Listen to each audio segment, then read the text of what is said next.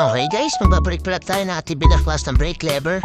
Sisimulan mo to sa paglalagay ng oil sa ating piston. Tapos, inaligid ito at unahin ko yung spring.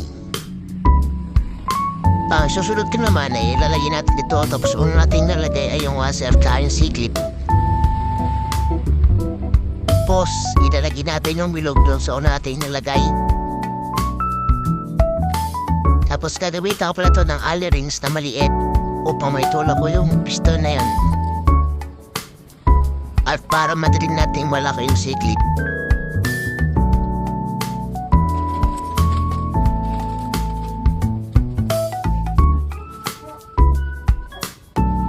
Siguraduhin na alak yung C-clip para hindi matanggal. Ang sinunod ko naman dito ay ang pagkabit ng ating handle grip sa ating cylinder.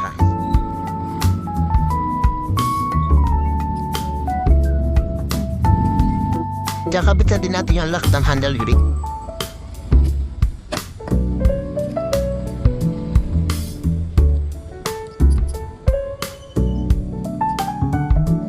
Tapos, ganoon din yung ating gagawin sa isa.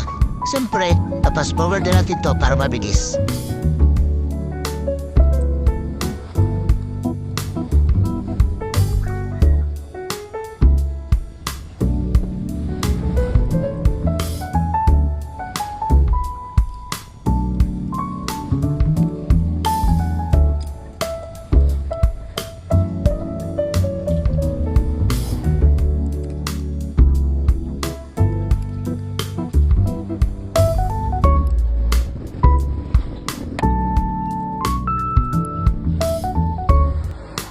At yan na nga, tapos na natin ibalikan ang ating brake lever.